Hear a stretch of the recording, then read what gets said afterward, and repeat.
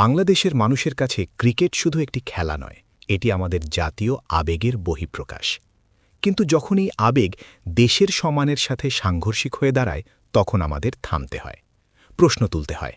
আমরা কি ক্রিকেটারদের পূজা করি তাদের ব্যক্তিগত রেকর্ডের জন্য, নাকি তারা আমাদের লাল সবুজের পতাকাকে বহন করেন বলে? আজ সময় এসেছে স্পষ্টভাবে বলার, দেশ আগে, ক্রিকেট পরে। সম্প্রতি আমাদের কাটার মাস্টার মোস্তাফিজুর রহমানকে আইপিএল থেকে কোনো যৌক্তিক কারণ ছাড়াই বাদ দেওয়া হলো। একজন বিশ্বমানের বোলারকে এভাবে অবমূল্যায়ন করা কি শুধু মোস্তাফিজের ব্যক্তিগত ক্ষতি? না, এটি ছিল বাংলাদেশের ক্রিকেটের গালে এক চর। অথচ আশ্চর্যের বিষয়, তখন আমাদের তথাকথিত অভিজ্ঞ ক্রিকেটারদের কণ্ঠে কোনো প্রতিবাদের সুর ছিল না। বিশেষ করে তামিম ইকবাল, যিনি নিজেকে দলের অভিভাবক দাবি করেন, তিনি তখন দেশের ছেলের অপমানে নিশ্চুপ ছিলেন। অথচ আজ যখন বিসিবি দেশের স্বার্থে ভারতে টি-20 বিশ্বকাপ খেলা নিয়ে কঠোর অবস্থান নিচ্ছে, তখন তিনি হঠাৎ করেই পেশাদার হয়ে উঠলেন। আয়ের হিসেব বনাম আত্মমর্যাদা।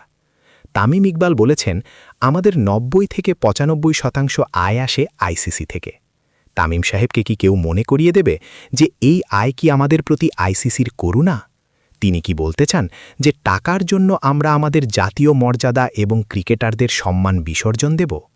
এর যোগ্য জবাব দিয়েছেন আমিনুল ইসলাম বুলবুল।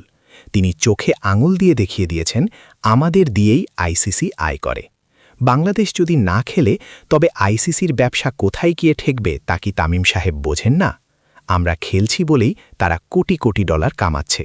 তাহলে আমরা কেন দাতার মতো নয়, বরং ভিক্ষুকের মতো ভয়ে থাকব? তামিম ইকবালরা হয়তো বলবেন, ভারতে খেলোয়াড়দের জন্য কড়া নিরাপত্তা দেওয়া হবে। কিন্তু তামিম সাহেব, আপনি কি একবারও ভেবেছেন সেই লাখো ক্রিকেট ভক্তের দাথা, যারা দলকে সমর্থন দিতে সীমান্ত পাড়ি দিয়ে ভারতে যাবে? 11 জন খেলোয়াড়কে ভারত সিকিউরিটি দিবে, কিন্তু গ্যালারিতে থাকা লাখো বাংলাদেশিকে নিরাপত্তা দিবে কে? যেখানে আমাদের সেরা খেলোয়াড় মুস্তাফিজকে বিনা কারণে অপমান করা হয়, সেখানে সাধারণ বাংলাদেশি ভক্তরা নিরাপদ থাকবে, এই গ্যারান্টি কি তামিম ইকবাল দিতে পারবেন? ভক্তদের বিপদে ফেলে তাদের নিরাপত্তার তোয়াক্কা না করে কেবল আয়ের হিসেব করা কি উগ্র স্বার্থপরতা নয়? যখন পুরো দেশ এককাট্টা হয়ে বিসিবির পাশে দাঁড়াচ্ছে, তখন তামিম ইকবালের এই বিপরীত সুর অনেক প্রশ্নের জন্ম দেয়। বিসিবি পরিচালক নাজমুল ইসলাম যখন তাকে পরীক্ষিত ভারতীয় এজেন্ট বলে অভিহিত করেন, তখন সাধারণ মানুষের মনে হয় কথাটি মিথ্যা নয়।